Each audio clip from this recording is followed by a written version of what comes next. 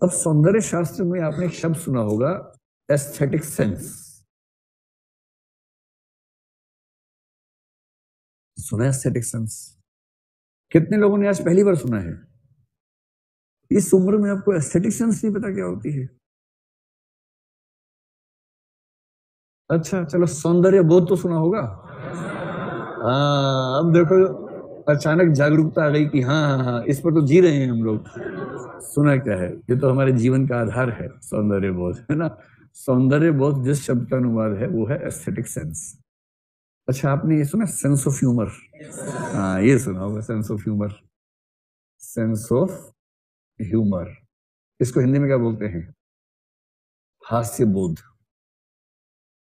जैसे sense of humour का मतलब ये थोड़ा ना कि छठी इंद्रिय निकली हुई है कहीं से उसकी। ठीक वैसे जब ये कहते हैं कि हम मोरल सेंस की बात कर रहे हैं, तो इसका मतलब ये नहीं कि इंद्रिय एक्स्ट्रा हो गई है। एस्थेटिक सेंस क्या होती है? देखो, आप देखेंगे जो बच्चे ग्रामीण परिवेश से आते हैं, आर्थिक स्थितियां बहुत अच्छी नहीं होती हैं और आसपास कोई ज्ञानी लोग नहीं होते उनके, उनकी एस्थेटिक सेंस बहुत कूड़ा किस्म की होती है एकदम। ठीक है, आप लोग तो खैर बहुत स्मार्ट प्रकृति के लोग हैं। मैं अपनी पीढ़ी के लोगों को देखता हूँ कि अगर उनकी ग्रेजुएशन के टाइप की फोटो देखें, जैसे आप लोग तो इतने स्मार्ट सब लोग हैं, अगर मैं अपनी ग्रेजुएशन की फोटो देखता हूँ ना अपने दोस्तों के साथ, हम सबको देख के लगता है फोटो को आग लगा दें। इतनी कूड़ा किस्म की फोटो सबकी है, इंक्लूडिंग माई सेल्फ। मैं अपने आप को हटा के नहीं बोल रहा हूँ, सब इतने गंदे लगते हैं देखने में। आधार कार्ड की बात नहीं कर रहा, अच्छे कैमरे की फोटो की बात कर रहा हूँ। इतने गंदे सब लोग लगते हैं देखने में। तो हमने नहीं, कैमरे की गलती नहीं है, कैमरे की बिल्कुल गलती उसमें नहीं है। वो गलती हमारे तत्कालिक तात्कालिक सौंदर्य बोध की गलती है। हमें इस बात की तमीज नहीं थी कि व्यक्ति को किस तरह से रहना चाहिए, किस तरह के वस्त्र धारण करने चाहिए। जैसे आप लोग थोड़े स्मार्ट लोग हैं, लेकिन उस दौर में मैंने फील किया कि उस दौर में स्मार्टनेस ऐसी नहीं हुआ करती थी। और वो अपनी फोटो उस जमाने की देख के समझ में आता है, मन करता है कि सारे अवशेष जला के फूंक दे, एक भी ना बचे इतिहास के लिए, कोई भी ऐसी कोशिश करते हैं। बहरहाल, ऐसा क्यों होता है? क्योंकि आपका एक खास उम्र में खास सौंदर्य बोध होता है। आप कई लोगों को देखेंगे कि वो, उनका जो कपड़े पहनने का तरीका है, तो रंग बोध कई लोगों में।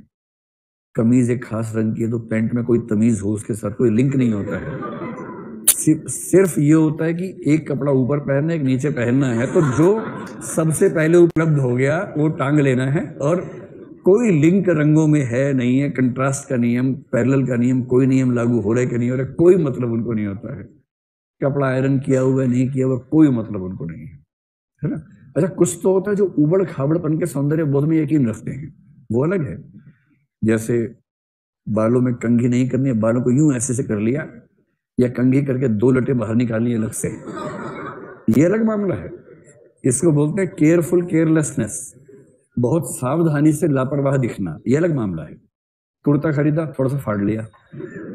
जीन्स खरीदने गए कि भैया पूरी जीन्स और फटी हुई जीन्स का रेट बताओ, तो कह रहे पूरी जीन्स 1800 की, फटी हुई 2400 की है। कह रहे इसमें तो कपड़ा भी कम लगा आपका। कह रहे कम नहीं लगा, लगाने के बाद फाड़ा है, फाड़ने में एक्स्ट्रा पैसे लगे हैं। तो 2400 की फटी हुई जीन्स थी रोशनदान सहित, वो जीन्स लेके आए और उसको पहना। तो अब वो फटी जीन्स पहनी है, फटा कुर्ता पहना है, बाल उबड़ खाबड़ है, नीचे जानबूझ के चप्पल पहनी है खराब सी, क्योंकि आपको ये एहसास है कि मैं उबड़ खाबड़ तरीके से ज्यादा सुंदर दिखता हूं या दिखती हूं। इसी में मेरा जो भाव बढ़ेगा, वो भाव वैसे नहीं बढ़ेगा, इसमें बढ़ेगा। ये तो योजनाबद्ध काम है। लेकिन कई ऐसे होते हैं जिनको कोई सेंस ही नहीं होती है, कुछ भी धारण कर लेते हैं। हेयर स्टाइल कटवाने के बाल की कैसे काटने हैं भाई, अगली बार बहुत लेट आना पड़े इस भाव से काट दो।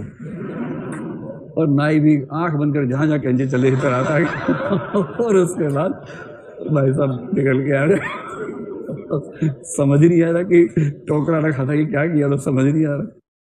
तो ये फिर क्या होता है, धीरे धीरे एक उम्र के बाद, एक मैच्योरिटी, जीवन में सफलताओं की एक दौर के बाद, एक आर्थिक स्थिति के बाद आपका सौंदर्य बहुत बेहतर होने लगता है। और ये केवल उम्र की बात नहीं, इलाके की बात भी है। मुखर्जी नगर का सौंदर्य बहुत गोपालपुर से बहुत अलग होगा, ट्राई करके देख लीजिए। वहां निम्न वर्ग में सौंदर्य बहुत थोड़ा चटक तरीके का होता है।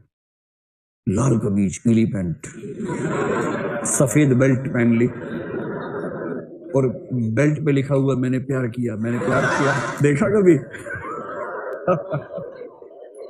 तो आपको चटक रंग पसंद है, कौन से रंग के साथ कौन सा रंग ठीक लगता है आपको, शाइन पसंद है या सटल कलर्स पसंद है, इस सब से पता लगता है कि आपका सौंदर्य बोध क्या है। और किसी व्यक्ति के वस्त्रों को, वेशभूषा को, हुलिये को देख के आप उसके मानसिक स्तर का अंदाजा ठीक ठाक लगा सकते हैं, बशर्ते वो कपड़े उसने खुद चुने हो अपने लिए, किसी ने थोपे ना हो उसके ऊपर, और खुद चुने हो। तो किसी का हुलिया देख के पता लग जाता है कि इसका खोपड़ी का स्तर क्या होगा। ये सौंदर्य बोध जो है एक दिन में आता है या धीरे धीरे पैदा होता है।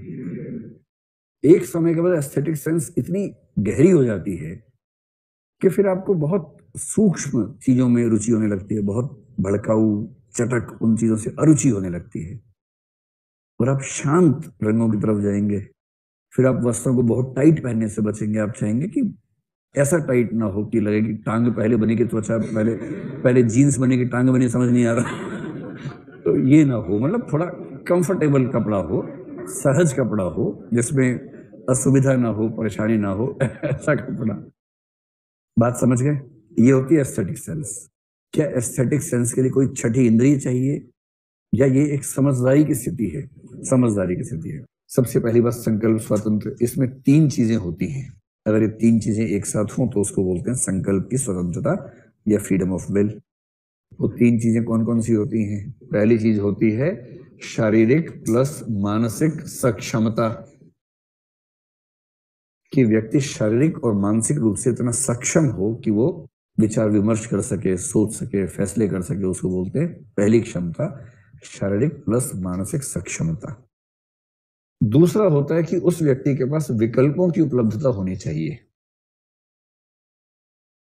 विकल्पों की उपलब्धता, ये नहीं कि एक ही विकल्प है। आप क्या खाना पसंद करेंगे?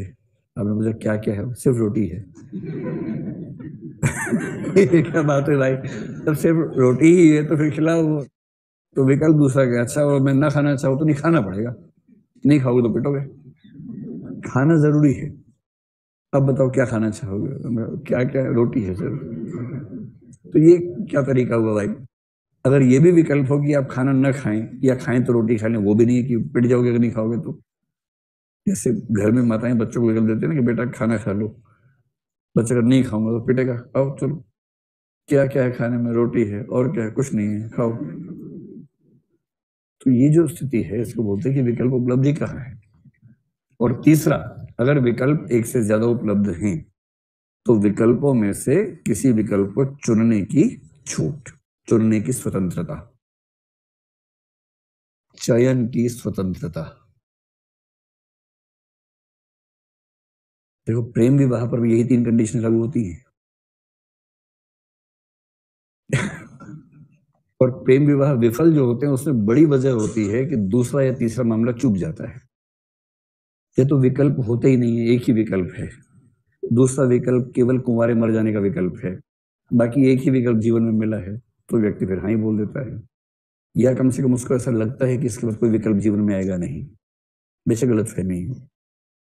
और सबसे बड़ा कारण विफलता का होता है पहला, कि मानसिक रूप से दिमाग ठिकाने पे होता नहीं है।